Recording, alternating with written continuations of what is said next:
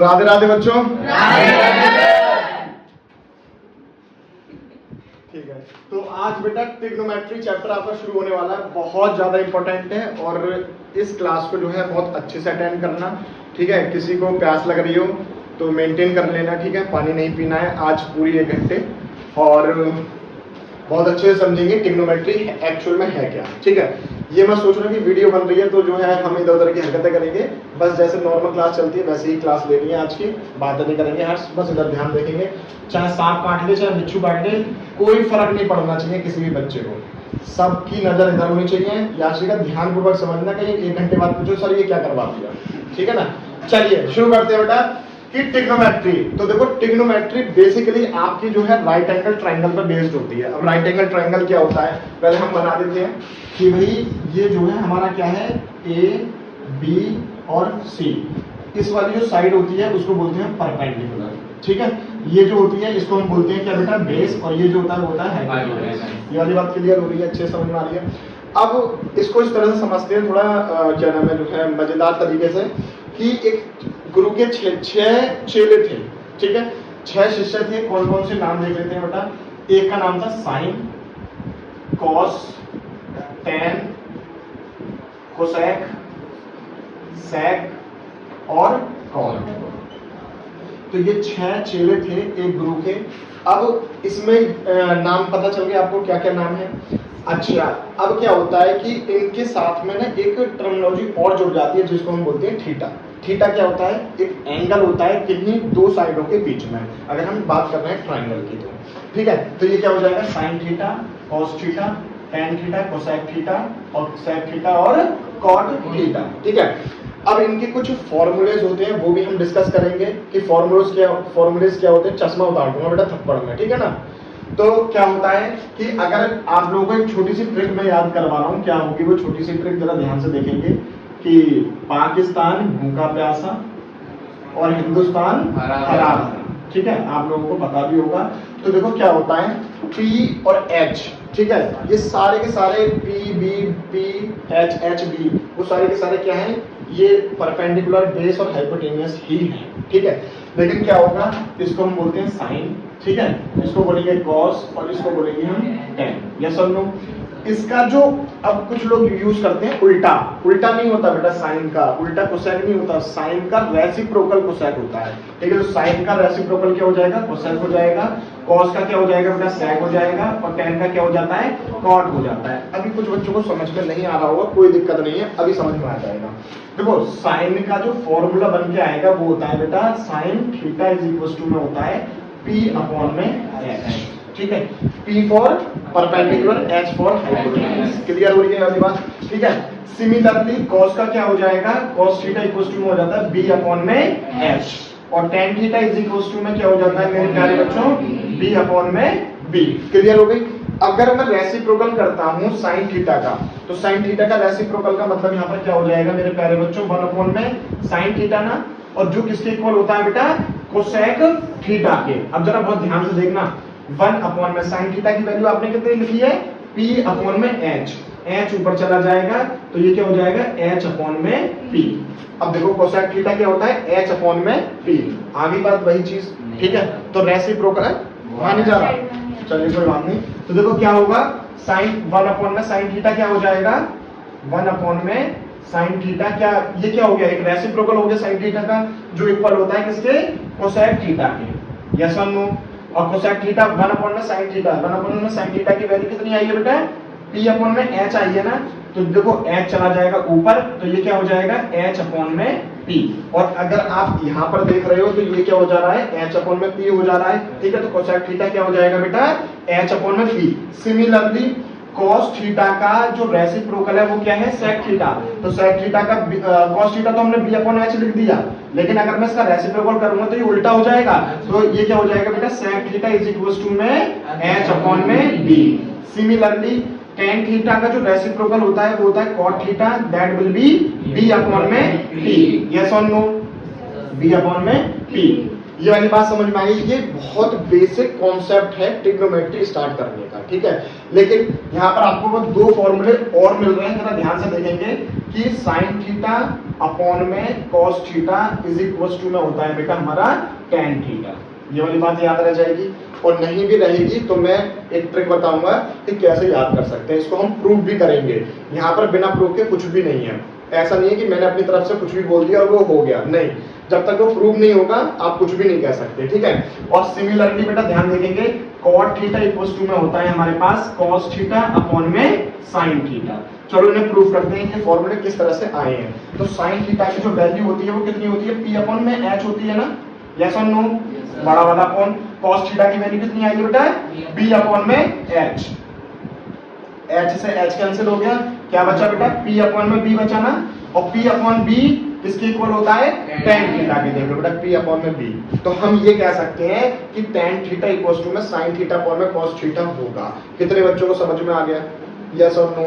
अब आगे देखते हैं बेटा, कॉट थीटा इक्वल टू में क्या हो जाएगा, कॉस थीटा अपॉन में साइन थीटा। चलो इसे भी चेक कर लेते हैं। कॉस थीटा की वैल्यू कितनी है, बी अपॉन में एच, ठीक है, अपॉन में साइन थीटा की वैल्यू कितनी है, पी अपॉन में एच, एच से एच कट गया, क्या आ गया, बी अपॉन में पी। आप चेक करो बेटा कॉट थीटा क्या होता है, बी अपॉन में पी होता है या नहीं होता है, चेक कर सकते हो। आया नहीं आ रहा, ये भी नहीं आया।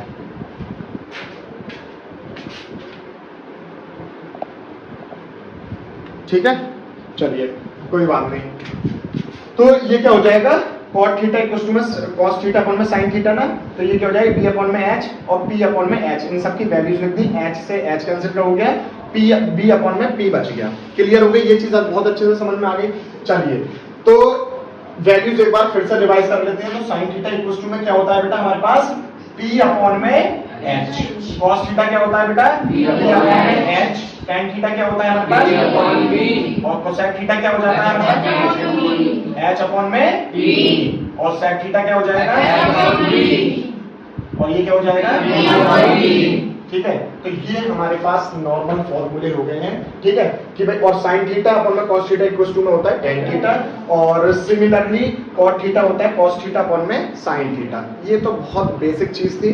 अब एक नई चीज सीखते हैं। देखो बेटा, राइट एंगल ट्रायंगल में अगर हमारे पास दो साइड्स पता हो, ठीक है, दो साइड्स नोन हो, तो तीसरी साइड हम निकाल सकते हैं by the help of Pythagoras theorem, ठीक है। तो क्या होती है पाइथागोरस थ्योरम, क्या होती है बेटा, हाइपोटेनस का स्क्वायर इक्वल्स टू में परपेंडिकुलर का स्क्वायर प्लस में बेस का स्क्वायर, ठीक है, 9th क्लास में आपने बहुत अच्छे से पढ़ा हुआ है। अब देखो ये क्या है बेटा, हाइपोटेनस, हाइपोटेनस की वैल्यू कितनी दे रखी है आपको, AC दे रखी है, तो AC का स्क्वायर इज इक्वल्स टू में परपेंडिकुलर कितना हो जाएगा बेटा, AB का स्क्वायर प्लस में क्या हो जाएगा, BC का स्क्वायर, यस और नो, ठीक है। तो ये हमारे पास होती है पाइथागोरस थ्योरम। अगर आपको कोई भी दो वैल्यूज पता हो तो तीसरी आप यहां से निकाल सकते हो, ठीक है। एक रिश्ता बताता हूं, यहां पर दिखाई दे रहा है कैमरे में, ठीक है। चलो देखो ध्यान से देखना, लेट सपोज हमारे पास एक राइट एंगल ट्रायंगल है A, B और C। एक साइड तो हमारे पास दे रखी है बेटा 4 और एक दे रखी है 3, ठीक है। तो कुछ ट्रिक्स हैं, जब आप बहुत सारे क्वेश्चंस करोगे ना तो आपको भी पता चल जाएगी ये ट्रिक। अगर आपके पास टाइम बचाना है, आपके पास टाइम कम है, तो एक साइड हमारे पास 3 दे रखी है, दूसरी साइड कितनी दे रखी है बेटा, 4 दे रखी है, तो जो तीसरी साइड आएगी ना वो अपने आप ही कितनी हो जाएगी बेटा, 5। अगर चेक करके देखना है तो करके देख लो बेटा। हमें ये निकालनी थी ना, ये वाली साइड निकालनी थी, तो AC का स्क्वायर इक्वल्स टू में क्या हो जाएगा, AB का स्क्वायर प्लस में BC का स्क्वायर। AB की वैल्यू कितनी है आपके पास, 4, 4 का स्क्वायर 16, और BC की वैल्यू कितनी है, 3, 3 का स्क्वायर कितना हो गया 9, ये कितना आ गया 25 आ गया। तो AC का स्क्वायर इक्वल्स टू में 25 और AC की वैल्यू कितनी आ जाएगी बेटा, 5 आ जाएगी, यस और नो। एक चीज और समझेंगे सारे बच्चे, अगर स्क्वायर इधर जाता है, ठीक है, तो ये वैल्यू प्लस और माइनस में होती है, ठीक है। थर्ड चैप्टर या आपने सेकंड चैप्टर, थर्ड चैप्टर में पढ़ा होगा, ठीक है। तो प्लस माइनस की वैल्यू आती है, यस और नो, ठीक है। तो ये प्लस माइनस 5 आना चाहिए था, लेकिन बात चल रही है बेटा यहाँ पर साइड की। साइड हमेशा किस में होती है, पॉजिटिव में होती है, इस वजह से हम प्लस माइनस नहीं लिखते हैं और डायरेक्ट क्या लिख देते हैं बेटा, प्लस का ही 5 लिख देते हैं। क्लियर हो रही है ये बात। अब नई चीज समझेंगे, जरा ध्यानपूर्वक समझना सारे बच्चे, कि नए फॉर्मूले ड्राइव करने जा रहे हैं हम इसी मेथड से। क्या, एक हमारे पास बेटा फॉर्मूला होता है क्या, साइन स्क्वायर थीटा प्लस में cos square theta is equal to में 1। और बहुत इंपॉर्टेंट क्वेश्चन है ये, मतलब फॉर्मूला है जो बहुत ज्यादा आपका यूज होगा। तो देखते हैं इसको ड्राइव कैसे कर सकते हैं, ठीक है। हमारे पास जो पाइथागोरस थ्योरम थी, मैं दोबारा से इस ट्रायंगल का यूज करने वाला हूँ। क्या थी मेरे पास, AC का स्क्वायर इज इक्वल्स टू में AB का स्क्वायर प्लस में क्या था बेटा, BC का स्क्वायर। बहुत ध्यान से समझेंगे बेटा, बहुत ध्यान से, ठीक है। चलिए ये डाल दो इक्वेशन नंबर 1। अब मेरा मन कर रहा है, मन क्या कर रहा है बेटा, ये तो प्रीडिफाइंड है, ठीक है, पहले से ही बने हुए हैं, बस मैं तो आप लोगों को समझा रहा हूँ। क्या है कि इस इक्वेशन को, ये कौन सी साइड है, ये हाइपोटेनियस है ना, तो मैं इस पूरी इक्वेशन को हाइपोटेनियस से डिवाइड कर देता हूँ।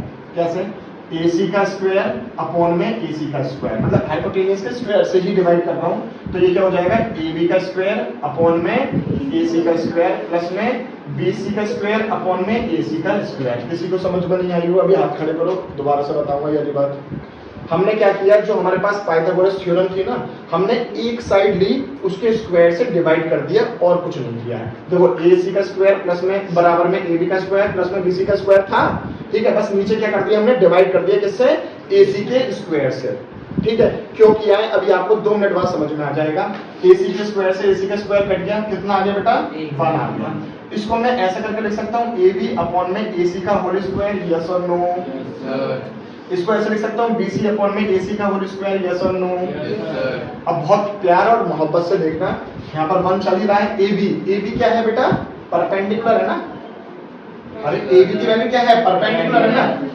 AC क्या है बेटा, H, और इसका स्क्वायर हो रहा है तो स्क्वायर लगा देते हैं। BC बोले तो बेस ना, तो B अपॉन में AC की वैल्यू कितनी है, और इसका भी होल स्क्वायर, यस और नो। तो ये क्या हो जाएगा, P अपॉन में H। बचपन में पढ़ा था हमने भी 5 मिनट पहले कि साइन थीटा इक्वल टू में क्या होता है, P अपॉन H। तो P अपॉन H की जगह मैं क्या साइन थीटा लिख सकता हूँ, P अपॉन H की जगह क्या लिख सकता हूँ, साइन थीटा का होल स्क्वायर प्लस में B अपॉन H। देख रहे हो बेटा, तो ये क्या हो जाएगा, cos थीटा का होल स्क्वायर। अब ट्रिग्नोमेट्रिक, इनको बोलते हैं बेटा ट्रिग्नोमेट्रिक रेशियोज। तो ट्रिग्नोमेट्रिक रेशियोज का अगर हम स्क्वायर करते हैं ना, तो थीटा का स्क्वायर नहीं होता, ट्रिग्नोमेट्रिक रेशियो का स्क्वायर होता है। तो ये क्या हो जाएगा बेटा, साइन स्क्वायर थीटा प्लस में कॉस स्क्वायर थीटा, और यही हमें ड्राइव करना था। ये रहा हमारा फॉर्मूला। आ रही है बात समझ में अच्छे से, क्लियर हो गई वाली बात। नाउ सर, अब आप किसी के मन में क्वेश्चन आ रहा होगा, सर आपने AC से ही क्यों डिवाइड किया है। मेरा मन ये है कि मैं BC से भी तो डिवाइड कर सकता हूँ। चलो एक बार चेक कर लेते हैं, अगर मैं BC से डिवाइड करूंगा तो क्या फॉर्मूला ड्राइव होगा, चलो चेक करते हैं। तो मेरे पास पाइथागोरस थ्योरम क्या थी मेरे प्यारे बच्चों, दोबारा से याद दिला दो, AC का स्क्वायर इक्वल्स टू में AB का स्क्वायर प्लस में BC का स्क्वायर। अब मेरा मन कर रहा है इसको मैं BC से डिवाइड कर देता हूँ, ठीक है। तो BC से डिवाइड करते हैं, तो AC का स्क्वायर अपॉन में BC का स्क्वायर इज इक्वल टू में क्या हो जाएगा, AB का स्क्वायर अपॉन में BC का स्क्वायर प्लस में BC का स्क्वायर अपॉन में BC का स्क्वायर। ये तो कैंसिल आउट हो गया, 1 बचा, यस और नो। क्या मैं इसको ऐसे करके लिख सकता हूँ, कोई दिक्कत तो नहीं है, होल स्क्वायर कर दिया मैंने यहाँ पर, और ये AB अपॉन में BC का होल स्क्वायर कर सकता हूँ प्लस में 1, ठीक है। AC अपॉन में BC, ध्यान से देखेंगे, AC कितना है बेटा, H है ना, H अपॉन में BC कितना है बेटा, बेस, ठीक है, का whole square is equal to में AB कितना है मेरे पास, B, और BC कितना है बेटा, B है, इसका भी होल स्क्वायर प्लस में 1। फिर से याद कर लेते हैं, यहाँ पे दिख रहा है ना कैमरे में, पाकिस्तान भूखा प्यासा और हिंदुस्तान हरा भरा, तो साइन कॉस और tan, ठीक है। H अपॉन में B, तो cos का रेसिप्रोकल क्या होता था, sec थीटा का स्क्वायर लिख दूं, कोई दिक्कत तो नहीं है, डायरेक्ट। H अपॉन B क्या होता था, sec होता था, और sec का स्क्वायर क्या हो गया, sec स्क्वायर थीटा हो गया। P अपॉन में B क्या होता है बेटा, tan, और इसका भी स्क्वायर थीटा प्लस में 1। देखो बेटा आपकी एनसीईआरटी में दूसरा जो फॉर्मूला है वो ये है, और ये ड्राइव हो चुके हैं 2 फॉर्मूले। अब होमवर्क में आपको देखना है क्या, कि थर्ड साइड जो है, कौन सी बची बेटा, थर्ड साइड AB, वो आप मुझे बताओगे कि भाई उससे क्या फॉर्मूला ड्राइव हो रहा है, और जो लोग वीडियो देख रहे हैं वो कमेंट सेक्शन में लिखना, ठीक है। तो ये चीज क्लियर हो गई है। अब आपको जो थर्ड वाला पार्ट है ना, उसमें आपको क्या करना है बेटा, AB से डिवाइड करना है, AB का होल स्क्वायर से डिवाइड करना है, ठीक है, और ये आपका होमवर्क होगा। ये चीज समझ में आ गई बहुत अच्छे से, ठीक है। चलिए अब करते हैं कुछ क्वेश्चन, तभी चीजें क्लियर होंगी कि हमने क्या चीज पढ़ी थी, ठीक है। चलिए बेटा अब शुरू करते हैं एक्सरसाइज, और एक्सरसाइज 8.1 जिसका पहला क्वेश्चन आपकी स्क्रीन पर ये रहा क्या कह रहा है कि इन ट्राइंगल एबीसी, तो सबसे पहले तो हमें ट्राइंगल की जरूरत पड़ेगी, राइट एंगल ट्राइंगल की ए, और देखो कह रहा है हमसे कि राइट एंगल जो है ना वो बी पर है, तो बी हमारा ना इधर आना चाहिए 90 डिग्री पर, यस और नो। और ये हो गया सी, जिसमें कि ए बी की वैल्यू हमारे पास कितनी दे रखी है बेटा 24 सेंटीमीटर, और बी सी हमारे पास दे रखा है कितना बेटा 7 सेंटीमीटर। अब जब मैंने वीडियो स्टार्ट करी थी उसमें आपको एक ट्रिक बताई थी, क्या बताई थी, अगर मान लो एक ट्राइंगल है जिसमें कि कौन कौन सी साइड्स थी वो ए बी और सी, जिसमें कि अगर मान लो लेट्स सपोज एक 4 दे रखी है और एक 3 दे रखी है, तो अगली जो है वो 5 आएगी, है ना, यही बताया था मैंने तुम लोगों को। और इसकी भी एक ट्रिक सुन लो, अगर 24 दे रखा हो और 7 दे रखा हो तो जो अगली होगी ना वो 25 ही होगी। अगर यकीन ना हो तो चलो चेक करके देख लेते हैं। चलिए तो सॉल्यूशन किस तरह से करेंगे बेटा, ध्यानपूर्वक देखेंगे। ये 25 कैसा है, सबसे पहले तो आपको 25 निकालना पड़ेगा, तो वो कैसा है, मान लो अभी हमें नहीं पता कि कितना है, वो तो हमें ट्रिक पता थी, तो हमें पता है टाइम हमारा बच जाएगा, ठीक है। तो चलो लगाते हैं।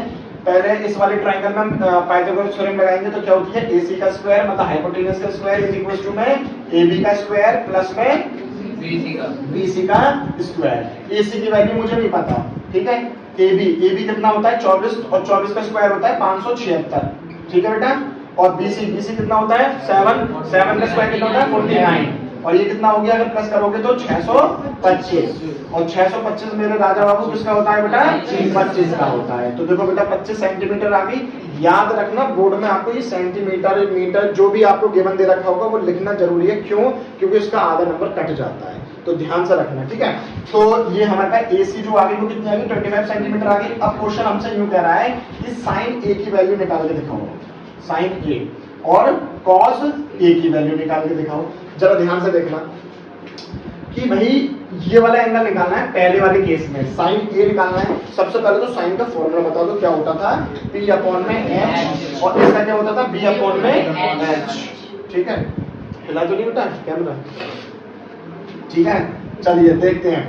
अब यहाँ पर परपेंडिकुलर, जैसे मैं नॉर्मल की बात करूं आप लोगों से, नॉर्मल क्या है कि भाई परपेंडिकुलर इस वाले डायग्राम में क्या दिखाई दे रहा है आपको, A भी दिखाई दे रहा है ना। देखिए ध्यान से देखना सारे बच्चे, यदि इस एंगल के लिए बात हो रही है, ठीक है, तो इस एंगल के लिए परपेंडिकुलर ये है, बेस ये है और हाइपोटेनियस ये है। मगर आपसे क्वेश्चन में क्या दिया गया है कि एंगल आपका चेंज हो चुका है, और चेंज होकर वो क्या हो गया A, और A के सामने वाली जो साइड होगी ना मेरे राजा बाबू वो होगी क्या परपेंडिकुलर। याद रह जाएगी यार ये बात सबको, ठीक है। तो क्या होता है साइन क्या हो जाएगा P अपॉन में H ना, ठीक है। तो ये एंगल हमसे निकलवाया जा रहा है, इसके सामने वाली साइड क्या हो जाएगी परपेंडिकुलर। अब ये परपेंडिकुलर नहीं रहा, अब परपेंडिकुलर क्या हो गया, ये हो गया इस एंगल के लिए, ठीक है। तो परपेंडिकुलर की वैल्यू कितनी है 7, और हाइपोटेनस अभी आपने कितना निकाला है 25, ठीक है। सिर्फ और सिर्फ परपेंडिकुलर चेंज होगा, ये बेस हो जाएगा, लेकिन हाइपोटेनस चेंज नहीं होगा, ठीक है। चलिए अब जरा ध्यान से देखेंगे cos A, अब बेस तो ये हो गया ना, जब ये परपेंडिकुलर हो गया तो ये बेस हो गया, लॉजिक समझ में आया भाई। एंगल के सामने वाली जो साइड होगी वो परपेंडिकुलर होगी, क्लियर है। मैं लिख देता हूं कि एंगल के सामने वाली साइड परपेंडिकुलर होगी, ठीक है। यस और नो क्लियर हो रही है, नोट में डाल देना, ठीक है। नोट में डाल देना कि एंगल के सामने वाली साइड क्या होगी परपेंडिकुलर होगी, और ये वाली जो साइड होगी वो क्या हो जाएगी बेस हो जाएगी। तो बेस क्या है बेटा 24, और हाइपोटेनस अभी आपने निकाला था कितना हो गया 25, ठीक है। तो ये इसका पहले का आंसर हो गया है, क्लियर हो गई है, समझ में आ गया वाला क्वेश्चन सारे बच्चों को। चलिए सेकंड देखते हैं, साइन C, ठीक है। तो साइन C आपके पास क्या दे रखा है बेटा, एंगल ये वाला हो गया ना, ठीक है। अब ध्यान से देखना, इसके सामने वाली साइड क्या होगी परपेंडिकुलर होगी, जो कि पहले से है, जो कि पहले से है।